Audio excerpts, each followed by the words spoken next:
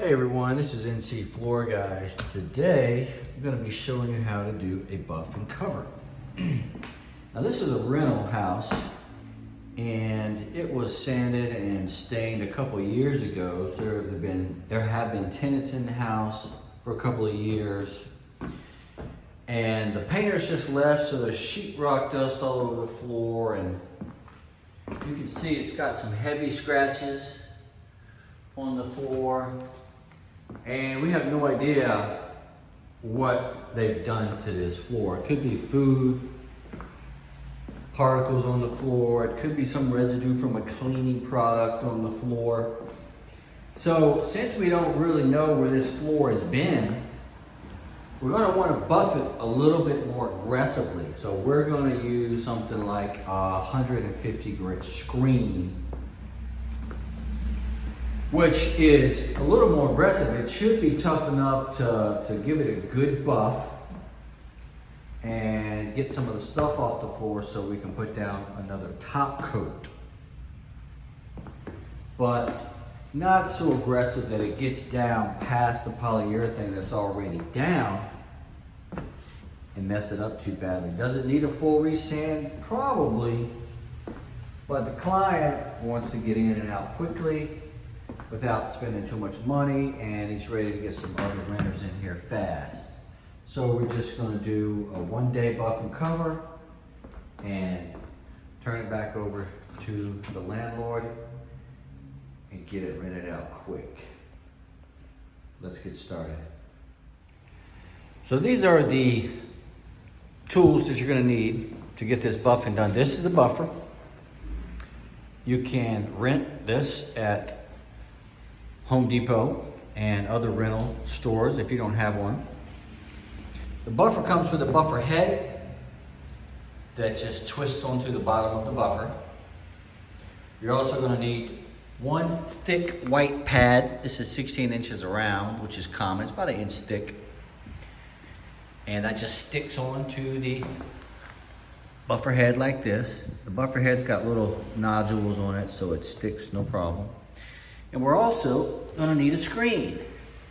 Now the grit I'm using for this is 150 grit, which is a little bit aggressive for a buff and cover, but I think this floor needs it. Now, just remember that a buff and cover is a cosmetic treatment. It's not a sand. You're just lightly abrading the top surface, just scuffing it up so that you can put down another coat of protection on top. It'll bring back the shine, it'll take out some of the light scratches, but the heavy dents and the heavy scratches are not gonna come out. But as far as sprucing it up, it does a great job. Now we're also gonna use a vacuum with this buffer, and we'll hook it up to the hose here and suck up all the dust as we go. It just makes a more professional, cleaner job. If you rent a buffer, it might not have the option. It might not have a vacuum hose to hook the vacuum up to. If it doesn't, that's fine. Just use it without it. Just keep the windows open and put some plastic up, and you'll have to do a little extra cleaning when you get done. All right, so here we are, getting ready to set up our buffer. Let's just make sure. I want to show you how to do this. All right, so the buffer's got this big locking mechanism on the bottom of the buffer, and the buffer head has got matching locks. You just drop it in place. Sometimes it's a little tricky, doesn't want to cooperate, but it locks on just like that. Then you take your white pad and just stick it on there. Sticks no problem, and your buffer paper usually sticks on just like that as well. And you are ready to buff. In conjunction with this buffer, you want to use a buffer skirt. Now that goes around the bottom edge of the buffer and keeps the dust down. And you can see here, all I'm putting on is a piece of cardboard that I cut into a strip and taped up a little bit. This buffer comes with a buffer head, a buffer skirt, or what they might call a buffer sweep, but they're extremely expensive and they rip to shreds in a matter of months. So I just make my own basically for free, and it actually works better than the skirt. So that's what I'm using here.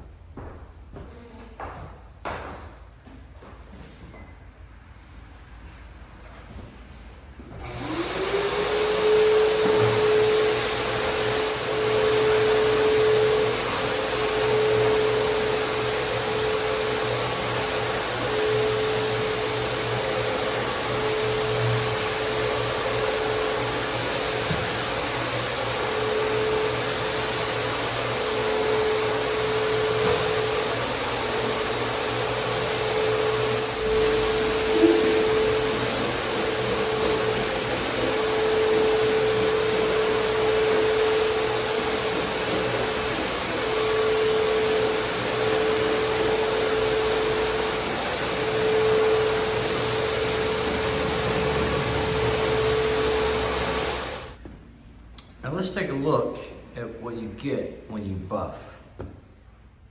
It doesn't show up really good on film, but you can see how you get these cross patterns. It's like a pattern, it's a buffer pattern. And you'll see that all the way across the floor. That's fine, that's what you want. That's what you want to see. One of the important things is to get 100% coverage. So you want to buff 100% of the floor. And you don't want to let the buffer sit in one area, because it'll just keep on eating right through that poly and down through the stain, and you'll have a big mess on your hands. So keep that buffer moving quickly. If you don't get a spot 100%, like right here in the corner, you can see I couldn't get to that corner because the buffer has a big round head on it.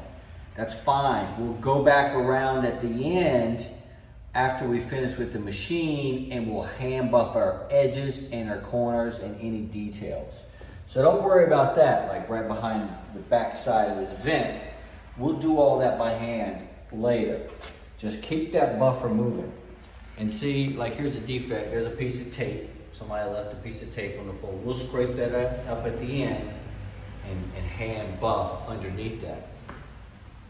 Let's take a look at another defect that we see.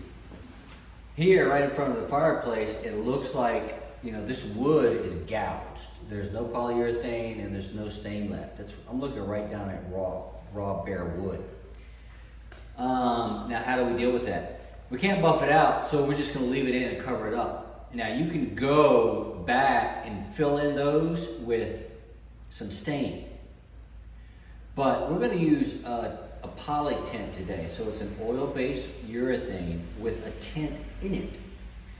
And that's what we're gonna use to try to spruce up this color. And we'll just be sure that it gets down in these bare spots good, and hopefully it'll bring that color back to life.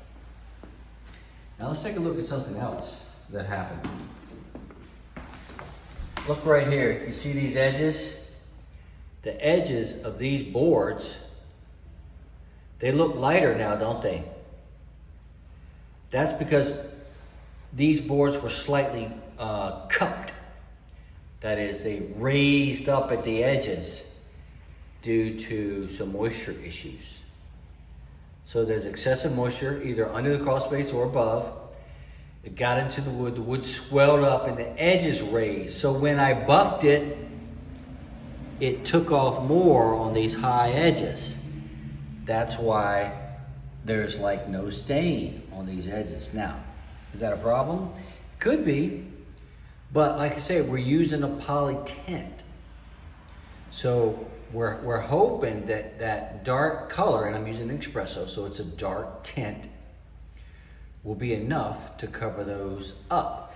Now that's one of the reasons why I said this floor needed a full sanded finish. Because normally when you buff and you've got defects like that, it causes a problem. And the only way to take care of that is to just tell the client, hey, you need to do a full resand. And if they don't want to pay, then you tell them you can do a buff and cover, but it's not going to be perfect.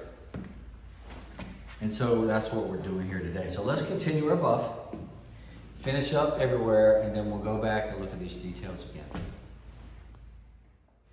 All right, this is what happens after you get about 100 square feet of buffing. You got to take your screen out, flip it over, and just use the other side, and you can typically get another 100 square feet buffed. If your floor is in pretty good condition, you can get 300 or 400 square feet per screen. Now, as long as you're looking at the floor and you're seeing that white come up, you can tell that the floor is definitely getting abraded good. You can keep using the same screen. If it's not buffing it and scratching it up good, you need to switch out for a new one. Here I'm just showing you a neat trick when you've got cables and stuff coming out of the floor. Just tape them to the wall. All right, so let's take a closer look at these details that we need to do. Take a look at this corner. You can tell the painters have been here because they made a huge mess, just like they always do, and they left it for someone else to clean up, just like they always do. This corner hasn't been sanded, so we're gonna hand sand it, and all of this quarter round around these edges here, we want to refresh that too while we're putting down our polyurethane. So what we're going to do is we'll sand all these unfinished spots, and then we'll go back with the vacuum and vac all this sheetrock and stuff that's been left everywhere. Now, when I quoted this project, it wasn't splattered with paint. You can tell there's paint and like half dried sheetrock everywhere. So that just makes a lot of work for me. Just bear in mind, remember when you're going behind painters, you're gonna have to do a lot of extra work. And so we're gonna go back around the edges and clean up those paint spots as well. And here's something else. Here's a piece of tape. And when I buff it, the edges show real good. So what do we do about this? We just go back and peel this tape up like that. All right. And you're gonna find all kinds of stuff. Tape, maybe some marker lines, or God knows what else, stickers and stuff. And then you just take your screen, your 150 degree screen. Now this is a new screen, and you just lightly abrade right over that tape spot, and it cleans right up. Now what I've done here is I just took my screen and I cut it into quarters. Now this is gonna give me a nice straight edge to work with, and also a rounded edge, which comes in handy a lot of times. And it's a nice big piece. You know, this piece is bigger than my hand. So what we're gonna do is we wanna run this straight edge along here and clean up as much of this sheetrock as we can. Sometimes it's more effective to turn one of the round sides in. But you see, just a little bit of buffing starts to pull that color out of there, and which we don't want. So we're walking a fine line between trying to clean up after these painters and not messing up our floor too bad. All right, and hopefully our tinted poly is going to bring it back to life the way we want it, put enough color into it to make it look rich again. And sometimes this plan, I plan just to do one coat and done. Sometimes you need two, so that'll be twice the urethane and twice the tint. And sometimes that's better. So you just get up in here as far as you can. All right, and this whole corner that we couldn't get with the buffer, you just lightly abrade it. You're not trying to sand this down, you're just scratching up the top. So the next coat that goes down will adhere to the one below it. So we're lightly abrading the top surface, making a nice surface for adhesion. And also we're clearing off any gunk that might be left on there. Cleaning product or God knows what's been on the floor. We have no idea, but that looks pretty good. That's what we want. Now we're gonna go all the way around the project. Every single Corner, every single edge. Do that everywhere. And then we'll get ready to vacuum.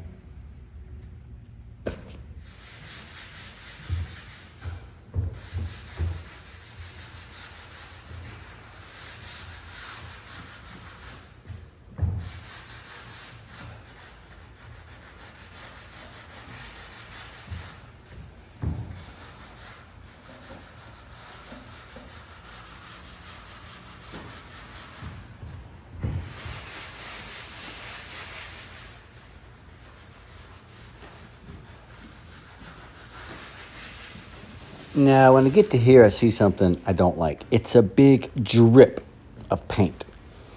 I've tried to zoom in the best I can. You can't see it that well, but I take out my knife, the one with the flat blade, not the razor, and I'm going to go ahead and scrape that paint drop off very carefully.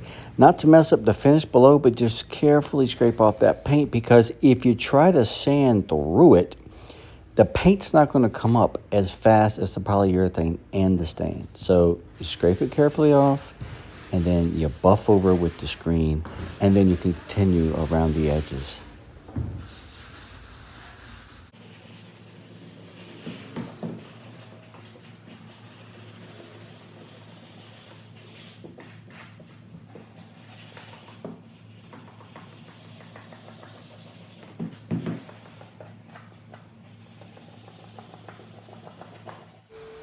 Once we've gone all the way around the edges and done all the touch-ups that we want to do with the buffer screen, we're going to put our edge attachment on the vacuum. And we're going to go around the edges and vac up any dust or leftover sheetrock dust or debris of any kinds from off the quarter round and the baseboard, and also we can do the windowsills and the walls and whatever else we want to vacuum. So we can see what the condition of the floor looks like, what sort of defects we still have to clean out of it, and also to prevent that stuff from falling into our finish and making it gritty. And after we've cleaned up some of that grit, we can have a better view of what additional type work we need to do right up in the corners or against that quarter round, or actually on the quarter round itself. We can just buff that off and touch it up, and that works as well. And we need to go ahead and do that all the way around the edges before we proceed. And that'll give you a nice clean finish, and the details look really nice. You want to take care of these details for a nice quality job. So after you finish all the buffing that you want to do and edge cleanup, it's time to vac the floor. So we grab the vac wand and we put the large head on it, and we begin to vacuum the floor. Now, we need to be extremely thorough when we vacuum. We want to get 100% of the dust off the floor and the quarter round, and again, the baseboards, windowsills, everything. It needs to be extremely, extremely dust-free. Just when you think you've got it insanely clean, you should probably vac it again. So let's take a look at what we're going to use to finish the floor today. First off, we're using an oil-based urethane. This is Minwax Polyshade, which means it's an oil-based urethane that has a tint already mixed in it. This one is espresso, and we want a dark, rich color to help this floor pop, bring it back to life, because this is just a buff and cover. So we're trying to get the best results we can with a single coat. We're also going to need a 4-inch brush. That's one of the cheapos. I used that once probably and disposed it. A couple rags or terry cloths. This is a synthetic applicator. It's 18 inches long, and it has tapers on the end, so you can get right up against the wall in the quarter round, the baseboard. 100% coverage with one tool. But we're also going to use the brush because we want to cover the quarter round, and we'll use the brush to help us with that. Now, this applicator fits onto this T-bar. Okay, it just slides right on there. And that will hook onto our telescopic pole. Now it's important to have a telescopic pole because as you're working along, you might get into a tight area like a closet or something, and you want that handle to be really short. So you'll shorten it up right on the spot and continue working. And sometimes you want it to be really long. If you look across the floor and realize that you've got a dry spot, you want to crank that telescopic pole all the way out so you can reach across the floor and hit that dry spot one more time, giving you 100% coverage. And that's pretty much all the tools you're going to need to finish this floor. So let's get started. This is a picture I took of the finished floor. It's all buffed and vacked and ready to cover. Now, you can see what it looks like here as I have begun to put down the oil-based urethane with the tint in it. One of the things I was trying to do with this floor, I wanted to buff and cover and bring it back to life, of course, but I also wanted to test out the Poly Shades product, which is available at Lowe's, period. Let me just say that the Poly Shades product is terrible for floors, and you should never use it for floors. I learned a lesson the hard way. I did complete this floor with the Poly Shades, and it finished up looking really nice, as the pictures show here. However, it was very difficult, and if I hadn't been a highly trained professional and I was able to compensate on the spot, it could have gone really badly and left an ugly floor. Now, a better way to tint your poly is just to get a clear, natural oil-based urethane. And then you buy an oil-based stain separately and add it into your oil-based finish a quarter cup at a time. You add a quarter cup of stain, then you stir the can and test it until you get the color that you want, the tint that you want, and then you can apply it with the applicator or even a brush. And the oil-based finish that I like is called Fabulon. It's the best in the business. There are others you can use, and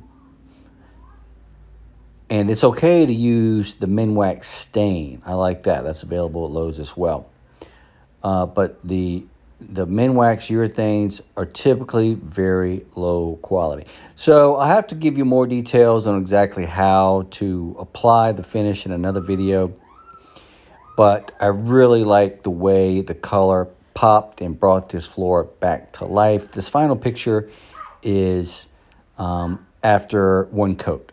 Now, I actually went back at the end of this and put one more clear coat with no finish on it. Just did a standard quick buff and cover just to give it a little more protection.